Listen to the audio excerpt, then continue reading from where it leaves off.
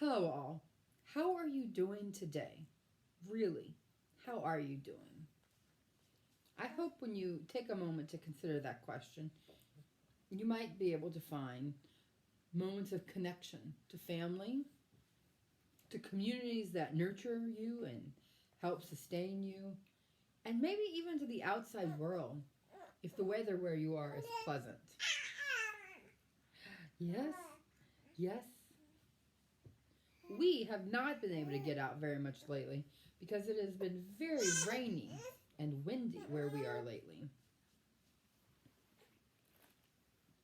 I have recently seen a meme going around of people taking pictures of their pets and posting uh, funny comments about their coworkers on Facebook. I don't know if you've seen these. Some of them are quite funny. You might go exploring and looking for them on your Facebook feed. Um, I do think it is a fitting acknowledgement of where we find ourselves, all of us, in home, working in close proximity to our partners, to our kids, um, to our pets. This is partly why I asked Benny to join us today during this message.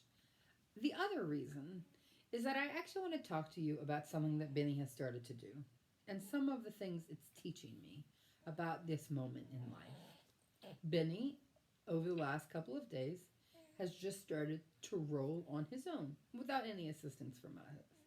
And he can roll from his back onto his stomach, and he can roll from his stomach onto his back. And I've asked him here just to see if he might do it on tape for all of you.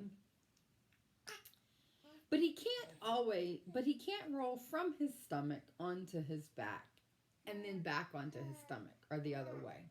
He can only turn in one direction at a time. And my first thought was to ask him why that was. Emily, why do you think he can only do it in one direction? But that wondering about a physical reality has really turned into a wondering about a larger question that I think we are all facing right now. You know, Benny is learning new things. He's learning how to do new things. And sometimes in the midst of all of that newness, we can only do some of it. We can only change a little. We can only learn a little at a time.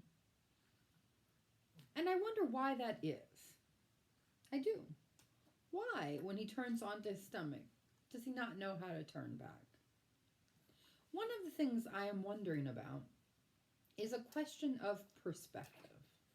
And I think that this is most probably more a question for all of us than just about Benny. So once he turns from his back onto his stomach, the world looks brand new. He is looking at different things. He's giving a different view of the world. And I know for all of us, change of that sort, such a huge and monumental change of perspective, can be difficult for all of us. And it can be discombobulating. And it can make it hard for us to find our new normal, to find our way back onto our backs on some level. So what is it that allows us to change? What is it that allows us to be brave and be strong and to seek out this new perspective? What allows us to move from our back to our stomach and embrace that new perspective? Part of it, I think, is our own desire to experience the world in a fuller way. Or sometimes, like we find ourselves today, it's not about our own desire, but it's done out of necessity. It's done because our world has changed, and we have to change along with it. Which is our current case. Many of us are changing the way we work, the way that we do family, the way our children are schooled and cared for. We're doing this because we have to find a way to find a way to do all of these other things that we had done a different way. So what supports us in the midst of that? If we're changing because we have to, or maybe because we want to, what is the sources of support that we have in the midst of those change. Now, certainly, Benny never turns over really without us very far away. So I think that that's at least one answer to the question. What is it that makes it possible for us to change? And that's the support of people that love us, that love and tend us. I also think that our communities are communities of support, and that they help us be brave, to embrace a new perspective, and to challenge ourselves to sort of experience newness in the world. Benny and I are actually sitting on a blanket that's made by my grandmother, his great granny. And she made this blanket for this express moment of his life. She created this quilt explicitly for the moments when he learned to sit and roll. So I will show you the blanket here. She has made all of these tiny little quilts, as you can see.